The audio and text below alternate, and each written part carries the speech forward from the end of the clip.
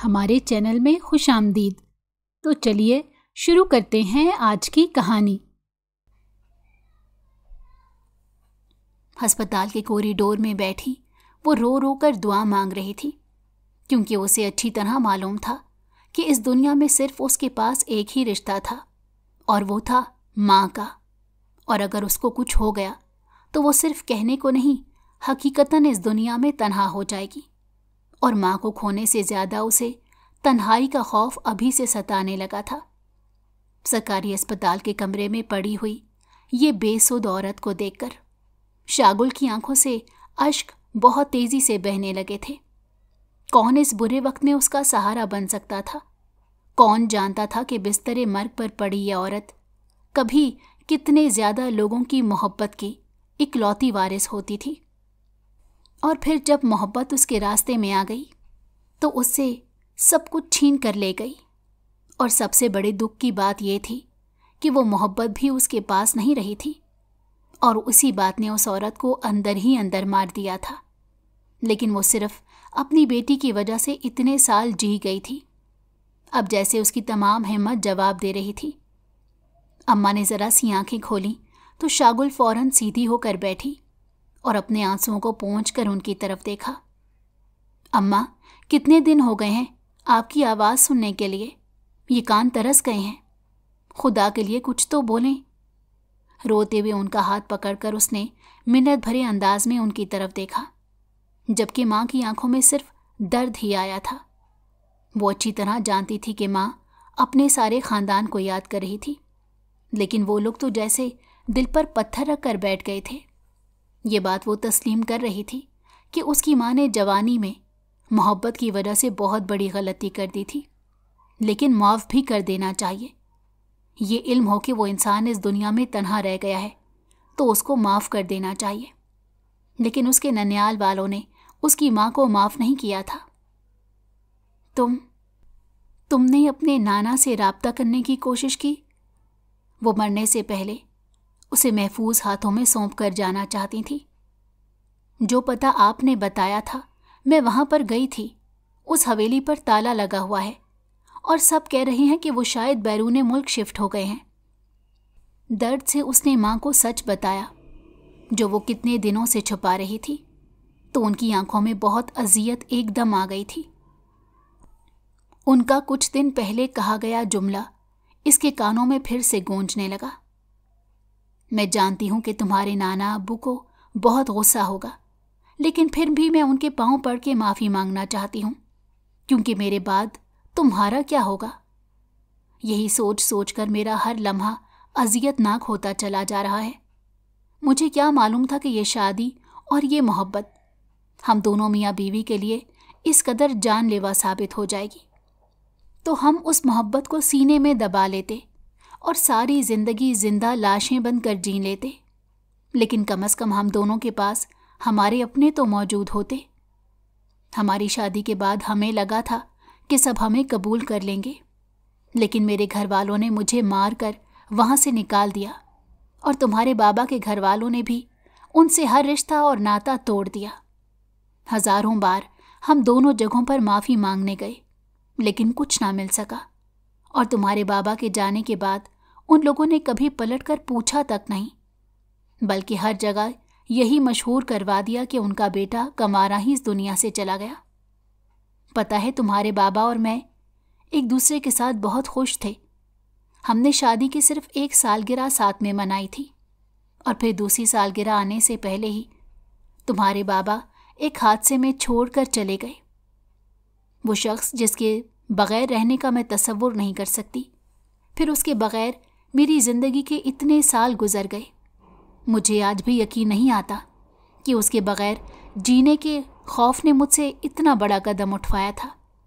सब जान चुके थे कि मेरे साथ क्या हुआ है, और सब यही कहते थे कि तुम्हारे बाप और भाइयों की बद्दुआ लगी है कि जिनकी पगड़ियों का तुमने एहसास नहीं किया। और सच कहूँ तो मैंने भी ज़िंदगी को बाप की दी हुई बद्दुआ समझकर और अपनी सज़ा समझकर कबूल कर लिया। लेकिन कम से कम अब मैं तुम्हारे साथ इतना बुरा नहीं होने देना चाहती। कुछ रोज़ कबल उसकी माँ ने किस कदर बेबसी के साथ सारी बातें उसे बताईं, तो वो इसलिए बहुत बुरा महसूस करने लगी थी कि जिंदगी के 19-20 सालों में उसे कभी एहसास तक नहीं हुआ था कि उसकी माँ के दिल में किस कदर अजियत और दर्द था। अब एहसास हुआ था कि ये कैंसर जैसा मौजी मर्ज उनको इसी वजह से लग गया था, क्योंकि उन्होंने बहुत सी बातों को सीने में दबा कर रखा हुआ था। अम्मा, प्लीज़ आप मेरे लिए ठीक हो जाएं। आपको अगर मेरी फिक्र है तो अपनी सारी विल पावर लगा दें। मुझे किसी की ज़रूरत नहीं है। इस दुनिया में जीने के लिए अगर आप नहीं रहेंगी तो यकीन करें, मेरे आगे पीछे रिश्तेदारों का जमे गफ़ीर भी होगा तो वो मुझे शोर ही लगेगा, क्योंकि उसमें मेरी मनपसंद आवाज़ यानी मेरी माँ की आवाज़ नहीं होगी। उनके हाथों को मुसलसल चूमते हुए वो बच्चों की तरह फूट फूट कर रो रही थी कि माँ भी रोने लगी।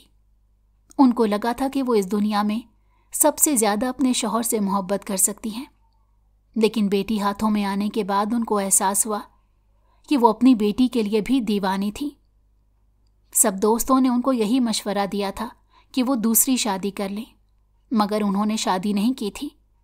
ये फैसला उनके लिए आसान नहीं था कि बाहर जाकर कमाती, इसे पालती, परवरिश करती और बेटे की हिफाजत भी करती, लेकिन उन्होंने ये सब कुछ किया क्योंकि एक तो अपने शौहर की मोहब्बत का भूत सवार था कि वो उनकी जगह किसी दूसरे इंसान को नहीं देना चाहती थी, और दूसरा अपनी बेटी के मुस्तकबिल के साथ वो नहीं खेलना चाहती थी। कई दिन गुजर गए और फिर आखिर वो दिन भी आ गया जिसके बारे में डॉक्टरों ने उसे बहुत पहले से अलर्ट कर दिया था कि तुम्हारी माँ को बीमारी छोड़ चुकी है। वो जल्द या बदेर तुम्हें छोड़कर चली जाएंगी, इसलिए तुम्हें ज़हनी तौर पर इसके लिए तैयार होना चाहिए। इंसान किसी अपने के जाने के लिए ज़हनी तौर पर किस कदर ही तैयार क्यों ना हो, लेकिन जब वो जाता है तो उसे मुकम्मल तौर पर तोड़ के चला जाता है। उसके साथ भी बिलखुसूस ऐसा ही हुआ।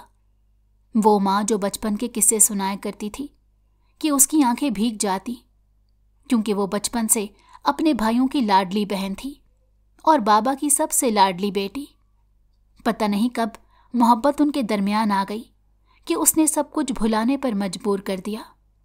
वो हमेशा यही कहा करती थी कि मुझे मोहब्बत के चलने का अफसोस नहीं, मुझे अफसोस इस चीज़ का है कि मैंने अपने बाप का मान तोड़ा है, और यही चीज़ मुझे बहुत परेशान करती रही है। उनके बाबा बहुत बड़े जागीरदार थे और वो इनकी शादी अपने भतीजे के साथ करना चाहते थे। उन्होंने 1-2 बार इनसे बात करने की कोशिश की थी, लेकिन इन्होंने मानने से इनकार कर दिया था। वो बाबा के आगे गिड़गिड़ाई भी तो उन्होंने अपने जागीरदार भतीजे के साथ उसकी मंगनी कर दी। उन्होंने इनको समझाने की बहुत कोशिश की, लेकिन जागीरदारों का ये मसला है कि कभी कभी ये अपनी औलादों को भी जागीर की तरह ट्रीट करने लगते हैं। उनका भी यही मसला हुआ और वो बहुत परेशान हो गई। जब उन्होंने मसला जाकर शागुल के बाबा से डिस्कस किया तो उन्होंने यही कहा कि हमारे पास निकाह करने के अलावा और कोई चारा नहीं, क्योंकि अगर मैं घर वालों को मनाकर तुम्हारे घर लाता हूँ तो तुम्हारे घर वाले बहुत ज़्यादा अलर्ट हो जाएंगे और हमारा मिलना जुलना बिल्कुल बंद हो जाएगा। यूँ एक रोज़ उन्होंने ज़िंदगी का इतना बड़ा फ़ैसला कर लिया, क्योंकि जब मोहब्बत इंसान के दिमाग से टकराती है तो वो दिमाग को जलाकर राख कर देती है और वहाँ पर अपनी हुकूमत करने लगती है। जब घर वालों को इल्म हुआ तो किसी को अव्वल तो यकीन ही नहीं आया था। फिर उन्होंने ये भी कहा कि तुम उससे तलाक ले लो। ये बात अभी फैली नहीं है, लेकिन वो तलाक लेने के लिए रजामंद नहीं थी, तो उनको घर से निकाल दिया गया। यही कहा था कि मैं मर भी जाऊं तो भी इस औरत को इस घर में दाखिल ना होने दीजिएगा। आज से ये मेरी कुछ नहीं लगती, क्योंकि इसने मेरी मोहब्बत का नाजायज़ फ़ायदा उठाया है और मुझे ज़माने भर में रुस्वा कर दिया है। सो बात यहाँ पर ख़त्म नहीं हुई थी, लेकिन किस्सा यहाँ ख़त्म हो गया था। माँ की मैयत को लेकर जब वो घर आ गई तो सब मोहल्ले वालों ने उसे कहा कि उसे अपने रिश्तेदारों से राब्ता करना चाहिए। तो इसने यही कहा कि उसके तमाम रिश्तेदार बैरून मुल्क में रहते हैं और यहाँ आते हुए बहुत वक्त लग जाएगा, और उसकी माँ पहले ही बीमार थी, इसीलिए वो ज्यादा देर लाश को यहां पर नहीं रख सकती। पता नहीं वो कैसे मजबूत हो गई थी कि सारे इंतजामात वो खुद देख रही थी। वैसे भी मेहमान कौन से मौजूद थे, माँ का कोई एक रिश्ता भी मौजूद नहीं था सिवाय उसके मोहल्ले की कुछ औरतें और कुछ और जानने वाली जिनसे उनके अच्छे ताल्लुकात थे। वो लोग आए लेकिन कोई खून का रिश्ता नहीं आया था जिन पर मान किया जाता। उसका दिल बहुत रोया था और उसने दिल में इस बात का पुख्ता इरादा कर लिया था कि अगर जिंदगी में वो लोग कभी भी यहाँ पर आए तो वो उनको माफ़ नहीं करेगी। गो की अम्मा से उसने यही वादा किया था कि अगर जिंदगी में वो लोग कभी इसे लेने आए तो वो उनको ठुकराएगी नहीं। लेकिन आज उसका दिल इतनी अजियत में था कि उसे दुनिया में मौजूद हर इंसान से नफरत हो गई थी, क्योंकि इस भरी दुनिया में आज उसका कोई अपना नहीं रहा था। माँ को ले गए तो उसे यूं लगा जैसे उसकी सारी दुनिया ही ले गए हों। उसे इस चीज़ का भी बहुत गम था कि माँ की रूह को कितनी तकलीफ हो रही होगी कि उनकी चारपाई गैर मर्द उठा रहे थे, कोई भी अपना नहीं था। फूट फूट कर और रो रो कर वो आधी हो गई थी। यूं ही कितने दिन गुजर गए थे।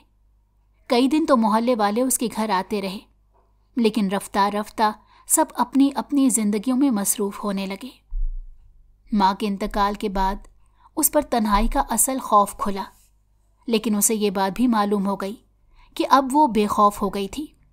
उसे रात को तन्हा सोने से खौफ नहीं आता था, बस माँ की याद ना आ जाए, ये सबसे बड़ा खौफ होता था कि जब याद आती थी तो उसका दिल करता था कि वो खुले सहन में बैठकर ऊंची ऊंची आवाज़ में रोए।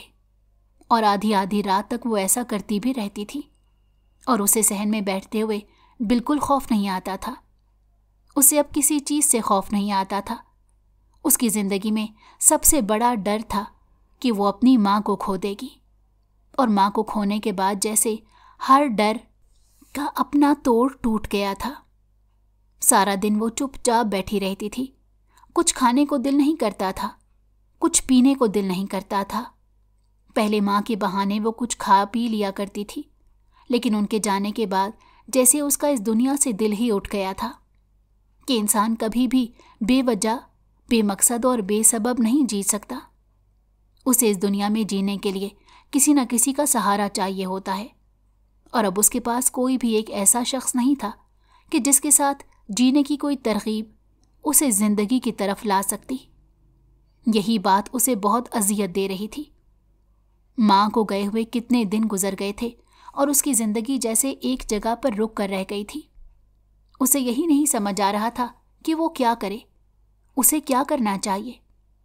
माँ जितना अरसा जिंदा रही तो उनकी गवर्नमेंट जॉब से तनख्वाह आती रही थी, क्योंकि वो एक टीचर थी, लेकिन उनके जाने के बाद ये सब भी ख़त्म होने वाला था।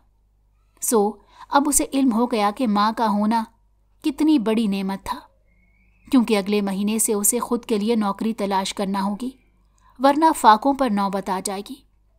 खाने को दिल तो नहीं करता था कि उसे माँ के साथ खाना खाने की आदत थी, लेकिन अब इंसान भूखा भी तो नहीं रह सकता कि इस पेट को सिर्फ खाने से गर्ज होती है। उसे कोई गर्ज नहीं कि कोई किस कदर अजियत में है। उसकी सारी रात परेशानी में गुजर गई थी और अगला दिन सोते हुए गुजर गया। यूं ही माँ के जाने के बाद उसकी जिंदगी एकदम से बेमकसद हो गई थी, इसीलिए रात को भी नींद नहीं आ रही थी। यूं ही हर रात की तरह आज भी वो कमरे में बैठी हुई थी, माँ और अपनी तस्वीरें देख रही थी कि तभी उसे यूं एकदम लगा कि घर में कोई है।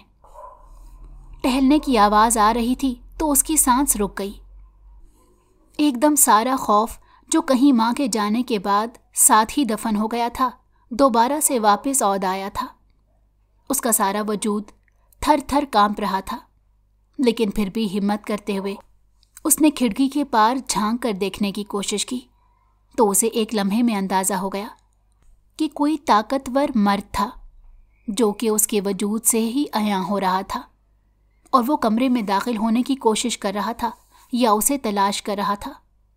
खौफ से उसका सारा वजूद कांप रहा था। चंद लम्हे बैठकर उसने सोचा कि क्या करना है, क्योंकि उसे इतना मालूम था ही कि थोड़ी देर में वो शख्स कमरे तक आ जाएगा। और इस वक्त उसका जहन बस एक ही बात कह रहा था कि वो वहां से भाग जाए। और जैसे ही वो शख्स वहां से हटा, उसने आहिस्तगी से दरवाज़ा खोला और वहां से भाग खड़ी हुई। उसने अंधाधुंध भागना शुरू कर दिया। रो रो कर उसका बुरा हाल हो रहा था, क्योंकि माँ के होते हुए किसी की हिम्मत नहीं होती थी कि वो उनके घर की तरफ आ जाता, और उनके जाते ही जैसे लुटेरों को इस घर का रास्ता मिल गया था। उसे बहुत तकलीफ हो रही थी कि माँ इतना अरसा बीमार रही थी, लेकिन फिर भी उसका होना कितनी बड़ी बात थी। जब भाग भाग कर थक गई तो उसे एक हवेली का दरवाज़ा खुला हुआ मिला। पहले उसका वहां जाने को दिल नहीं कर रहा था कि पता नहीं ये ना हो आसमान से गिरा और खजूर में अटका वाला हिसाब हो जाए। लेकिन इस वक्त आधी रात का वक्त था, तो इसे इतना तो यकीन था कि यहां सब दरिंदे नहीं रहते होंगे। कम से कम एक रात के लिए उसे महफूज पनाहगाह मिल जाएगी। इतनी बड़ी हवेली में उसे खुले हुए दरवाजे के साथ एक गार्ड बैठा हुआ नजर आया तो वो डरते डरते अंदर गई। किसी ने उसे नहीं देखा था तो वो उसी में जा छुपी। वहां पर फैला सन्नाटा और खामोशी उसे खौफजदा कर रहे थे। तभी उसकी नज़र एक तस्वीर पर पड़ी, जिसे देखकर वो चौंक गई, क्योंकि वो तस्वीर उसके नाना की थी। उसने बौखलाते हुए आगे पीछे देखा कि वो क्या नाना अब्बा की हवेली में आ गई थी। वो बेयकीनी से उस हवेली को देख रही थी और पता नहीं क्या हुआ कि वो फूट फूट कर रोने लगी। अंदर कोई छोटा सा फंक्शन चल रहा था और उसका दिल करोड़ टुकड़ों में बढ़ता चला जा रहा था। उसकी माँ चंद दिन पहले मर गई थी और यहाँ के रहने वाले, जो कि उसकी सगी माँ के सगे और खून के रिश्तेदार थे, उनको महसूस तक नहीं हुआ था। ये कैसा खून था कि उनके खून में ज़रा सी भी अजियत नहीं आई थी कि उनकी बहन उनको याद करते करते मर गई थी। इस घर की बेटी थी, क्या इस हवेली के दर और दीवारें हिल ना गईं? वो बहुत कंट्रोल करने की कोशिश कर रही थी, मगर आंसुओं पर जब्त नहीं हो पा रहा था। उस वक्त बहुत बेबसी की कैफियत से गुजरते हुए वो हवेली के लॉन में एक तरफ बने कमरे की दीवार के साथ बैठी थी और बहुत मुश्किल से अपने आंसुओं को कंट्रोल करते हुए सोच रही थी कि अब वो क्या करे। तभी उसकी आंख लग गई। अम्मा, आप देख रही हैं कि नाना अब्बा की हवेली में आ गई हूं। पता नहीं कैसे, मगर आपके दिल की ख्वाहिश पूरी हो गई है, वो माँ के हाथों को चूमते हुए कह रही थी, और उसे माँ काफ़ी खुश लग रही थी। बिल्कुल, अच्छा हुआ और तुमने बहुत अच्छा फैसला किया है, और मैं बहुत ज़्यादा खुश हूँ और सुकून में भी आ गई हूँ कि अब तुम अकेली नहीं हो। इसलिए अब कोई जज्बाती फैसला मत करना और यहाँ से जाने के बारे में मत सोचना। यहाँ पर ही रहो और हर कदम सोच समझ कर उठाना। उनको भी मत बताना कि तुम मेरी बेटी हो। पहले इस घर में किसी तरह जगह बना लो, फिर ये सब करना। अम्मा ने उसकी गाल चूमते हुए बड़े ही प्यार से उसे समझाया था। इससे पहले कि वो कोई जवाब देती कि उसे अचानक एक आहट सी सुनाई दी, तो वो चौंकी। अपने इस तरह बेखबरी से सो जाने पर उसे काफ़ी हैरानी हुई। जूं जूं कदमों की चाप की आवाज़ करीब आ रही थी तो डर से उसकी रूह फड़फड़ा रही थी कि अब पता नहीं क्या होगा, कि अम्मा की हर बात उसके लिए हुक्म का दर्जा रखती थी और वो यहाँ से कभी नहीं जाना चाहती थी। वो बस आवाज़ की जानिब कान लगाए बैठी थी कि अंधेरे में नजर आने वाले को देखकर उसके पैरों तले से ज़मीन निकल गई। जिससे भागकर यहाँ छुपी थी वो तो यहाँ पर ही मौजूद था। हाँ, क्या हुआ? अंदर से आती खातून ने बेताबी से पूछा। वो भी अपने थर थर कांपते वजूद पर काबू पाकर उनकी जानिब कान लगाकर बैठ गई। मैं वहां पर गया हूं, सारा घर छान मारा है, लेकिन वो लड़की मुझे कहीं नहीं मिली। घर भी खुला हुआ है, तो मुझे लगता है वो पहले ही कहीं जा चुकी है। मायूसी से कहते हुए उसने नफ़ी में सर हिलाया तो उस खातून के चेहरे पर भी मायूसी फैल गई। पता नहीं कहाँ गई होगी। मुझे लगता है कि अज़रा को गलत फहमी हुई है कि ज़रीना का इंतकाल हो चुका है। पता नहीं क्यों, वो शायद खुद को कोई मौका देना चाह रही थी, सो ये कह दिया। वो उनके मुंह से अपनी माँ का नाम सुनकर बहुत ज़्यादा हैरान हो गई। ठीक है, तुम अंदर आ जाओ, सब तुम्हारा पूछ रहे थे, लेकिन मैंने नहीं बताया कि तुम कहाँ गए हो। और थैंक यू सो मच। मोहब्बत से उसे देखते हुए उन्होंने कहा तो उसने नफ़ी में सर हिलाया। जी आप चलें, मैं आ रहा हूँ। 2 मिनट तक, एक दोस्त को कॉल करनी है। इतना कहकर वो उनके जाने के बाद वहाँ ही कुछ सोचते हुए टहलने लगा था।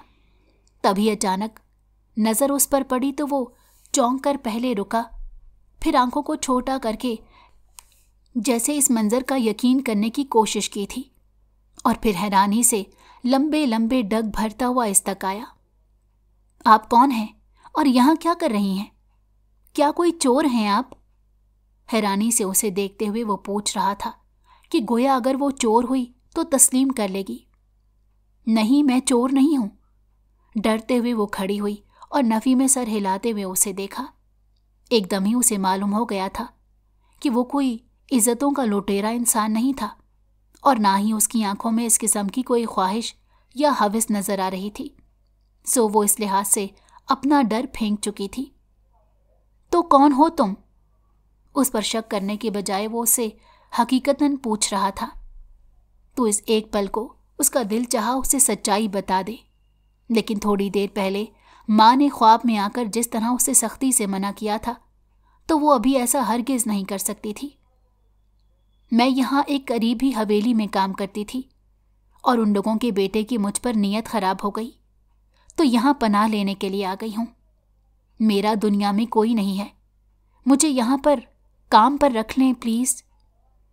वो मिन्नत भरे अंदाज में कहती हुई उसे हैरान कर गई थी, क्योंकि उसके होलिये और शक्लो सूरत से वो कहीं से भी नौकरानी नहीं लग रही थी।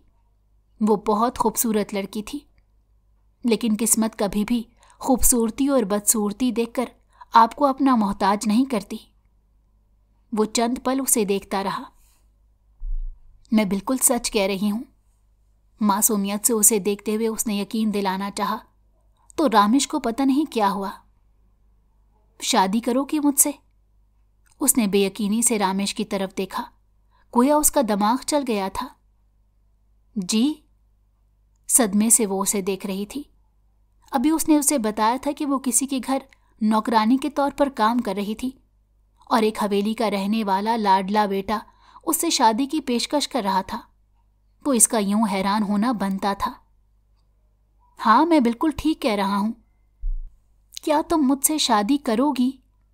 यकीन करो, जिंदगी के 27 साल मैंने कभी किसी औरत की तरफ नहीं देखा, और ना ही मुझे कभी कोई औरत इतनी पुरकशिश लगी है। लेकिन तुम्हें देखकर मुझे लग रहा है कि जैसे मैंने अपने हवास खो दिए हैं। मैं तुमसे शादी करना चाहता हूं। क्या तुम मुझसे शादी करोगी?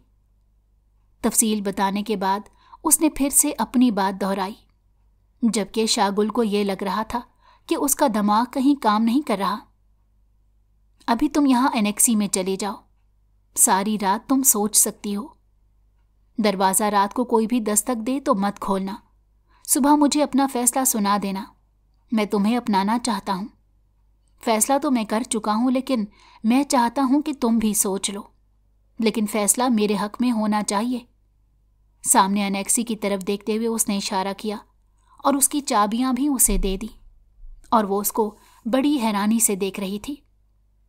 तुम मुझे बाद में देख लेना, फुर्सत से देख लेना, लेकिन अभी यहां से चली जाओ, क्योंकि आज यहां पर एक छोटी सी तकरीब है, तो कोई भी किसी भी वक्त बाहर आ सकता है, और तुम्हें इस घर से निकालने में एक लम्हा भी नहीं लगाएंगे। इसीलिए यहां से चली जाओ। सुबह मैं कोई बहाना बनाकर तुम्हें वहां बुला लूंगा। उसके बाद पता नहीं शागुल को क्या हुआ, उसने उसके हाथ से चाबियां ले ली और वहां पर चली गई। सारी रात वो बेयकीनी की कैफियत में वहां पर बैठी रही। उसे कुछ समझ नहीं आ रहा था कि वो क्या करे।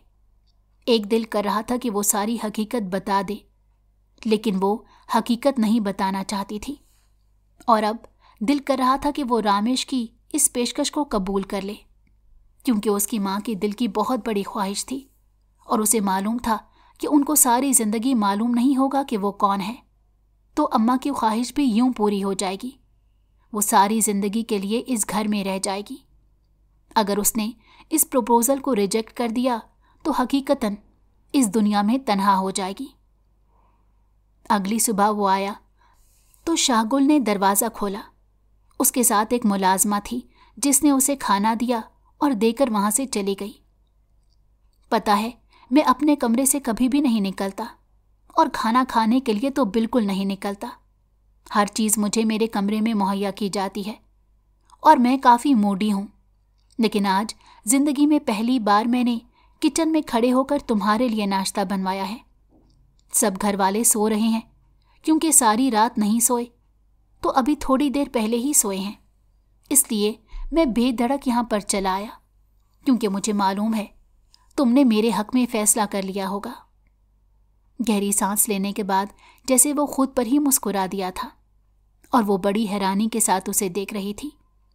पता नहीं क्यों, लेकिन उसे रामेश बहुत अच्छा लगा था। आपको क्यों यकीन है कि मैंने आपके हक में फैसला किया होगा? शाहगुल ने उसकी आंखों और लहजे के पुरयकीन अंदाज पर उसे देखा। मुझे खुद पर इतना यकीन तो है। खैर, जो मैंने फैसला किया है वो भी सुन लो। देखो, हम बहुत अच्छे ख़ानदान से ताल्लुक़ रखते हैं। यहाँ पर ख़ानदानों को बहुत ज़्यादा अहमियत दी जाती है और मैं तुम्हारे माजी से कोई सरोकार नहीं रखता। मेरे लिए यही काफ़ी है कि तुम यहाँ पर आ गई हो और मुझे यूँ लग रहा है कि जैसे अल्लाह ताला ने तुम्हें कोई बाकायदा मंसूबा बंदी करके मेरी ज़िंदगी में भेजा है। सो मैंने किराए के वालिदैन अरेंज कर लिए हैं। तुम 2-3 दिन उनके साथ रहोगी। मैं अपने वालिदैन को लेकर आऊँगा और यही जाहिर करूँगा कि मैंने तुम्हें कहीं देखा था। वो लोग यही जाहिर करेंगे कि उनको जल्द बैरून मुल्क शिफ्ट होना है, तो इस तरह हमारा जल्द निकाह हो जाएगा। उसने अपने प्लान से आगाह करने के बाद इसकी तरफ देखा तो वो हैरानी से उसे देख रही थी कि उसका दिमाग किस कदर चलता था। तुम्हें इस पर कोई एतराज़ है? एतराज़ नहीं है, मगर एक सवाल है कि आप अगर किसी लड़की से मोहब्बत करते हैं तो अपने घर वालों को भी कहें कि वो उसको इसी तरह कबूल करें जैसे आप कर रहे हैं। यूं इतना तरद्दुद करके इतना बड़ा झूठ का जाल बिखेरने की क्या ज़रूरत है? पता नहीं क्यों ये बात बिल्कुल भी अच्छी नहीं लगी थी। देखो, तुम समझ नहीं रही। मैंने तुम्हें कबूल कर लिया है, लेकिन घर के सब लोगों का जहन या दिल मेरी तरह नहीं। मैं किसी किस्म का कोई ख़तरा मोल नहीं लेना चाहता। मैंने इसीलिए ये सब किया है। उसे समझाने के बाद वो कुछ कहने ही लगा था कि तभी उसके नंबर पर बेल बजी। बेजारगी से उसने फ़ोन देखा तो किसी की कॉल थी कि वो उठ खड़ा हुआ। ठीक है, मैं तुमसे फिर मिलूँगा।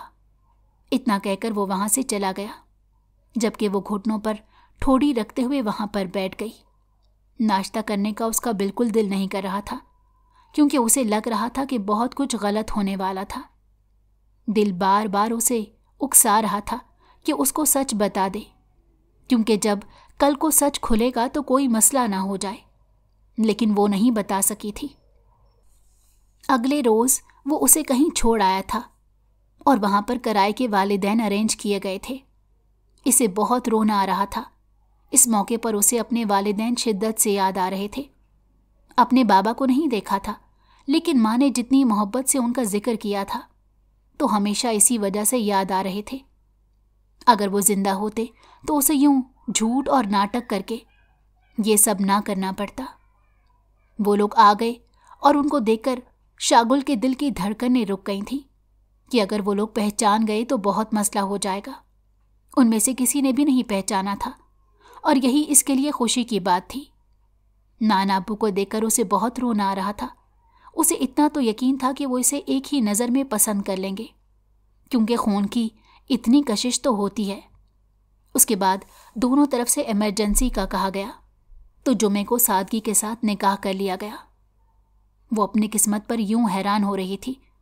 यूं लग रहा था कि माँ ने जो आखिरी लम्हों में उसे दुआएं दी थी वही लग गई, क्योंकि उनकी शिद्दत से ख्वाहिश थी कि वो अपने किसी भतीजे की दुल्हन उसे बना सकें। और वो ऐसा देख तो नहीं सकी, लेकिन किस्मत ने ऐसा कर दिया। रुखसती के वक्त उसे बहुत रोना आया। घर आकर सभी उसे बहुत मोहब्बत से मिले थे। माँ सच ही तो कहती थी कि वो सब बहुत मोहब्बत करने वाले थे। अम्मा से भी शायद वो हक पर ही नाराज़ हुए थे, लेकिन मैं अम्मा को यहाँ से माफ़ी दिलवा कर रहूँगी। वो दिल में तहैया कर चुकी थी कि वो बहुत जल्द नाना को सच बताएगी और कहेगी कि माँ को माफ़ कर दे। बड़ी मुश्किलों के साथ वो अपना रोना काबू करके बैठी हुई थी। फिर उसे तो कमरे में पहुंचा दिया गया। क्या हुआ पुप्पो? वो जो कमरे में जाने वाला था तो पुप्पो को देखकर वहां पर ही रुक गया, क्योंकि पुप्पो रो रही थी और उसे यही बात हैरान और परेशान कर गई थी, क्योंकि वो ऐसी हरगिज नहीं थी। वो तो दूसरों की खुशियों में खुश होने वाली खातून थी। पता नहीं क्यों, मगर तुम्हारी दुल्हन मुझे जरीना जैसी लगी। तो मुझे आज शिद्दत से वो याद आ गई कि अगर वो होती तो यकीन करो उसने यही रो रो कर कहना था कि मेरी बेटी से इतने प्यारे रामेश की शादी कर दो, क्योंकि जो बचपन में तुम छोटे थे वो हमेशा यही कहती थी कि जब मैं शादी करूंगी तो अल्लाह मुझे पहले बेटी देगा और फिर मैं रामेश से उसकी शादी करा दूंगी, क्योंकि वो तुमसे बहुत प्यार करती थी। ताहिरा खाला ने रोते हुए कहा। रामेश का भी दिल भर आया था, क्योंकि वो बहुत नरम दिल इंसान था। आप फिक्र न करें खाला, इंशाल्लाह वो मिल जाएंगी, उसने मुस्कुराकर साथ लगाकर उनको तसल्ली दी थी। इंशाल्लाह। उन्होंने गहरी सांस लेने के बाद उसको दुआएं दी और वो कमरे में गया तो ये देखकर चौंक कर रह गया कि वो दुल्हन बनी जो इतनी हसीन लग रही थी कि सब उसे ये कह रहे थे कि जब देखो तो देखते ही रह जाओगे, और वो मोहतरमा चेंज करके बैठी हुई थी। तुमने चेंज क्यों किया है? मैंने अभी तुम्हें देखा भी नहीं था। गुस्से से उसका चेहरा एकदम लाल हो गया था। बाहर सब बड़े थे और वो बेशर्मों की तरह धड़ल्ले से उसे देख भी नहीं सकता था कि कमरे में जाकर तसल्ली से देखेगा, और यहाँ आकर देखा तो मोहतरमा चेंज कर चुकी थी, तो उसका गुस्सा करना बनता था। पल भर को वो सहम गई, फिर गहरी सांस लेती हुई उसे देखने लगी। सॉरी, मुझे लगा आपने इमरजेंसी में शादी की है तो आपके दिल में कोई ऐसे जज्बात नहीं होंगे। उसकी इस बात पर वो अचंभे से उसे देख रहा था। क्या मतलब? इमरजेंसी में शादी करने का ये मतलब है कि मोहब्बत भी फास्ट होती होती वहां से निकल गई है? उसकी अकल पर मातम करने को दिल चाह रहा था। अच्छा, मैं आपके लिए दोबारा तैयार हो जाऊंगी, लेकिन मुझे भी आपसे कुछ अहम बात करनी है। रामेश ने उसकी तरफ देखा और इजाज़त दी। मैं आपसे गुजारिश करना चाहती हूँ कि मुझे थोड़ा सा वक्त दें। मुझे आपके हुकूक और फ़राइज़ सबका ख्याल है, लेकिन मैं थोड़ा सा वक्त इस घर में ख़ुद को एडजस्ट करने के लिए लगाना चाहती हूँ। अगर आप मेरी बात मान लेंगे तो आपका मुझ पर बहुत बड़ा एहसान हो जाएगा। वो अपनी ज़िंदगी की शुरुआत झूठ के साथ नहीं करना चाहती थी, मगर वो ये बात उसे नहीं बता सकती थी। इसीलिए उसने सोचा था कि पहले इस घर में जगह बनाएगी, फिर उनको बताएगी। अगर उन्होंने कबूल कर लिया तो रिश्ते को आगे लेकर जाएगी, वरना वो कोई भी इस किस्म का ख़तरा मोल नहीं लेगी। उसकी इस बात पर अब वो चौंक कर बेयकीनी से उसे देख रहा था। ये लड़की इतनी अजीब थी कि थोड़ी ही देर में उसने इसका दिमाग घुमा कर रख दिया था। लेकिन अब जाहिर बात है वो उसकी बात मानने के अलावा और कुछ नहीं कर सकता था। वो मज़ीद कुछ नहीं कह सकता था, इसीलिए कंधे उचका दिए कि जैसे तुम्हारी मर्जी। मैं माजरत चाहती हूँ, लेकिन प्लीज़। पता नहीं क्यों उसे बुरा भी लग रहा था कि वो मुखलिस होकर उससे शादी कर चुका था और वो उसे धोखा दे रही थी। मुंह दिखाई तो दे सकता हूं ना कि वो भी मुझे इंतज़ार करना पड़ेगा। रामेश ने उसकी तरफ देखा तो वो थोड़ी शर्मिंदा दिखाई दी।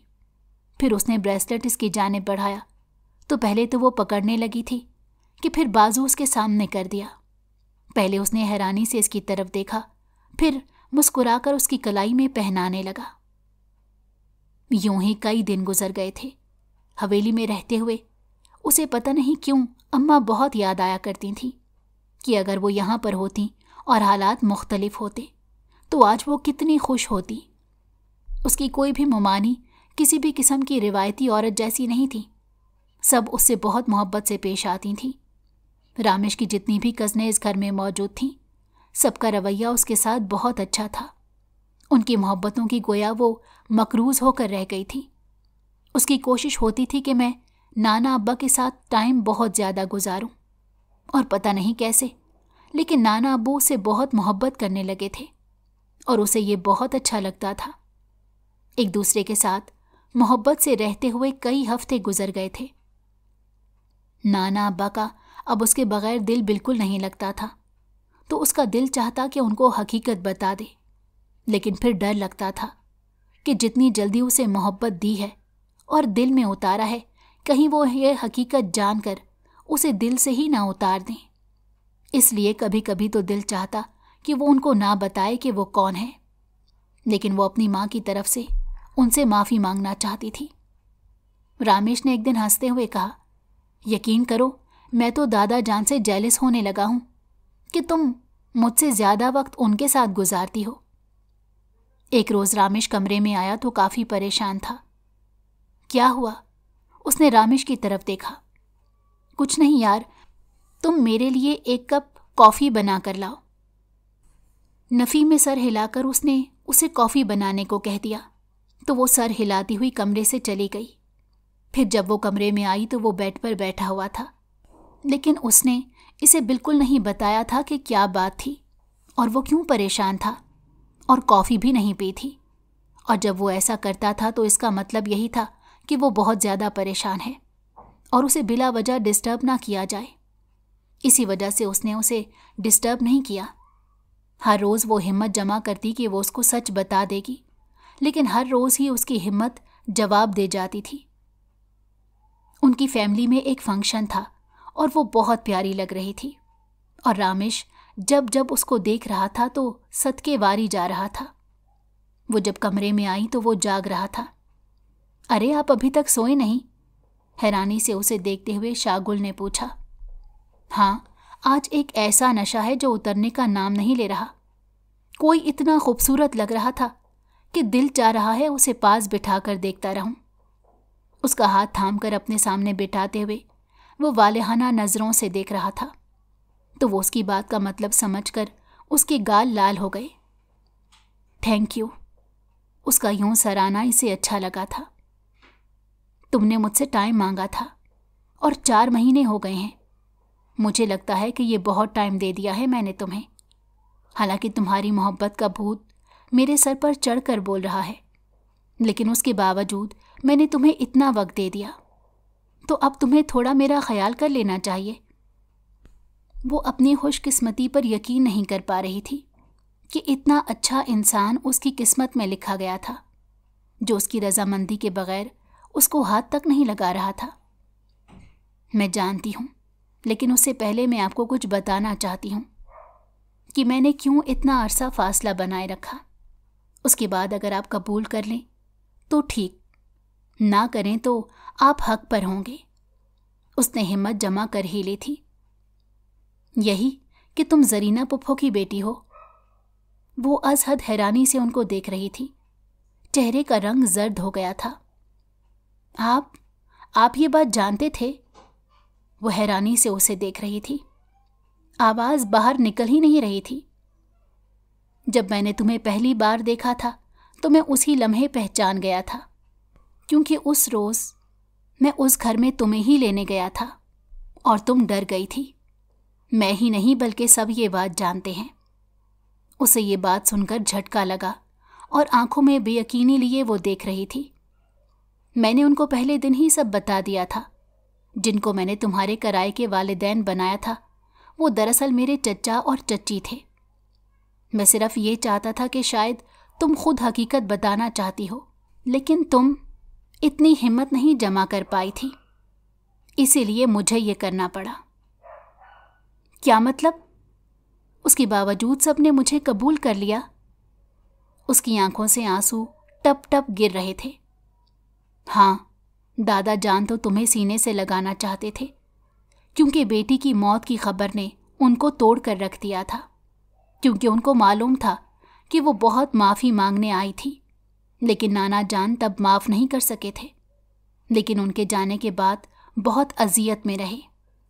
तुम्हारी मामा की डेथ से पहले हमने आप लोगों को ढूंढने की बहुत कोशिश की थी, लेकिन मिले नहीं थे, और जब मिले तो बहुत देर हो गई।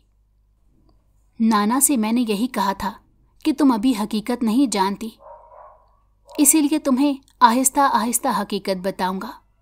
उसके बाद आप बेशक अपनी नवासी को गले से लगा लीजिएगा। वो उस शख्स के ज़र्फ पर हैरान रह गई थी। क्या वो इतनी खुशकिस्मत थी या जिंदगी की अज़ियतों के बदले उसे नवाजा गया था? चेहरा हाथों में छुपाकर वो रोने लगी तो रामेश ने आगे बढ़कर उसे अपने साथ लगा लिया। कितनी देर वो रोती रही तो रामेश ने उसके माथे पर बोसा दिया। बस मत रो, सुबह जाकर नाना जान से मिल लेना, सबसे मिल लेना। तुम यकीन करो, तुम्हें बहुत अहमियत दी जाएगी। लेकिन मैं अभी मिलना चाहती हूँ, उसने बेकरारी से कहा। बिल्कुल भी नहीं, ये रात मेरी है, वो एकदम रोमांटिक मूड से कहने लगा तो उसका चेहरा लाल हो गया। उफ, जब तुम मेरे नाम पर ब्लश करती हो ना तो यकीन करो मेरे ज़ब्त का इम्तहान लेती हो। उसके चेहरे पर हाथ रखकर मोहब्बत से उसे देखा। आई लव यू, रामेश ने निछावर हो जाने वाली नज़रों से देखते कहा। आई लव यू टू, उसके हाथ पर अपना हाथ रखते हुए वो बहुत मोहब्बत से कह रही थी। कभी उसने सोचा था कि अगर उसके ननियाल वाले मिले तो वो उनसे बात तक नहीं करेगी, और यहाँ पर वो पहले से ही उनकी दीवानी हो बैठी थी। ये सुनने के लिए मैंने कितना लंबा सफ़र तय किया, तुम सोच भी नहीं सकती। बाकी बातें बाद में, कुछ मोहब्बत की बातें कर ली जाएं, कुछ अमली सबूत दिए जाएं। उसका हाथ अपने हाथों में लेकर उसकी आंखों में झांका। इजाज़त मिली तो शागुल को अपना दिल आंखों में धड़कता हुआ महसूस हुआ। नजरें झुकाकर उसने मुस्कुराकर रजामंदी जाहिर की।